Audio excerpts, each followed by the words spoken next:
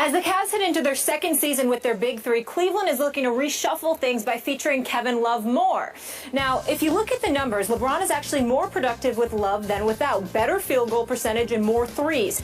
After Wednesday's practice, LeBron said, quote, "I just think he's more comfortable in the situation that he's in. He's got a year under his belt. He knows what he expects out of himself and what his teammates expect out of him. I expect big things from him this year with a year up under his belt." I think him being out showed even more of what he means to this team, more than him being on the floor for those 3.5 games. It would have been huge for us, obviously, if he was up in the lineup. But it gave him the opportunity to put things in perspective and see what his presence can mean to our team.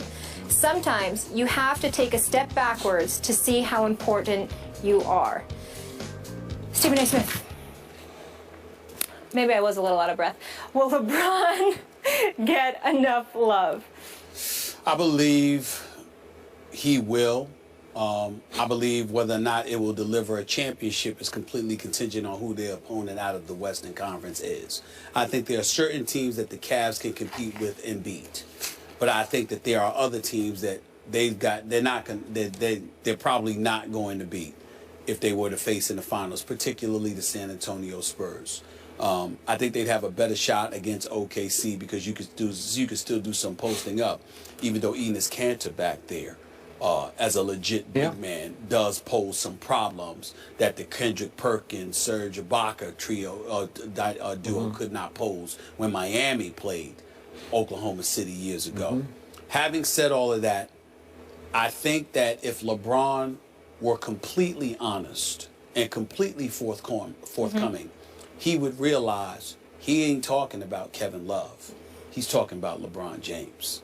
Because the fact is that when LeBron James talks about taking a step back and recognizing your value, thereby insinuating that there's an elevated level of appreciation that one should have, he's talking about Kevin Love, but he's really talking about himself.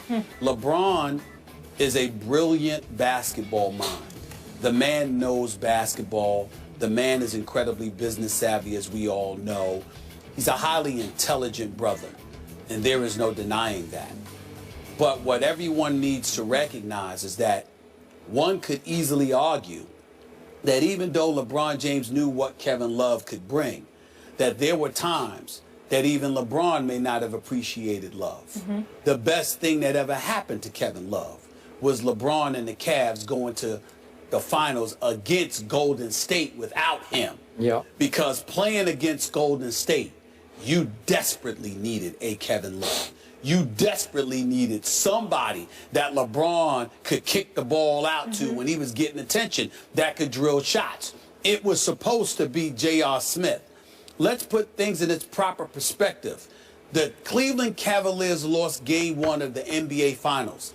That game went to overtime. LeBron had 44 that game. He had to do everything.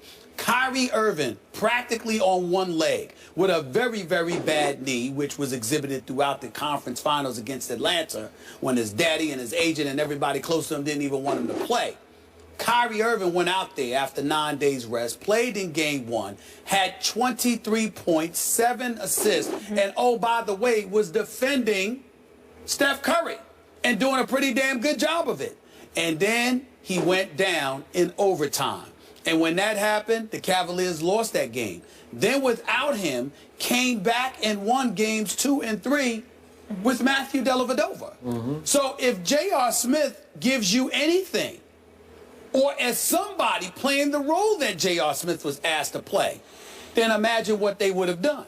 If we can see that, you don't think LeBron sees that? You don't think that he sees that we're talking about a guy in Kevin Love that literally, outside of his injury season in 2012, 2013, when he only played 18 games, the dude averaged 26 points the season before that and the season after. So this is a guy that can clearly shoot. This is a guy that shoots better than 35% from three-point range. So when you look at it, no, he's no LeBron, he's no first-tier superstar, anything like that. But Kevin Love, shoulder, hips, back, questionable knees without question, can still play the game. And if he can't do anything else, he can shoot. And LeBron, I think, realizes and appreciates that. I'm not saying he always knows, but he appreciates it even more because had Kevin Love been healthy enough to play in the NBA Finals, I believe we'd be sitting here today with the Cleveland Cavaliers as the NBA champions. Okay, I hear what you just said, but I am interpreting LeBron's answer a little differently than you did about Kevin Love. Got it. Okay, as you know, I'm not the biggest Kevin Love fan. I think basically he was a very good player on a bad team in Minnesota that never made the playoffs. What was he there, 6 years? Never made the playoffs one time. That's all I need to know, and yet you just gave him 5 more years and $110 million, Actually, almost 20 this year. Actually, it was $113 million. Okay, well, I was told 110, but I'll give you 113 because it makes my case even better. No way he should have gotten about 20 million. I agree. So he's making about 20 million this coming year, and how Tristan Thompson isn't signed, that's a whole nother issue. But I want Tristan Thompson on my team before I want Kevin Love on my team. That's just me. Okay, so I think, speaking of my San Antonio Spurs, who I believe, and I'm surprised you said this, you think the Spurs would beat the Cavs if they meet in the finals. Yes, as of right now. As of right now. Okay, I'm with you on that. But speaking of the Spurs, I think LeBron is, in the back of his mind, thinking of the Pop model, that he really does want to finally back off as he gets into his early 30s and reduce his minutes, especially in the first half of the season, where you just don't play, just take yourself out of the game. You know, you're the unofficial head coach of this team, so just pull yourself out occasionally and leave it to Kevin Love. So he's not talking about Kevin Love being a co-star or a complimentary star to him. He's talking about him being a substitute, basically, for LeBron. Let LeBron sit and watch Kevin Love be Kevin Love a little bit more the way he was in Minnesota, because you're right. He can score, he can rebound, but I'm also going to remind you that 16 times last year he did not play in the fourth quarter. So what does that tell you about what David Blatt thought of Kevin Love, or even LeBron thought of him? When it was money time, Kevin Love was on the pine. Am I right? Yeah. Okay, so that sums him up for me. But the part that I think you're very inaccurate about when it comes to LeBron, for the most part, did not sit there and try to tell David Blatt rather, who should play.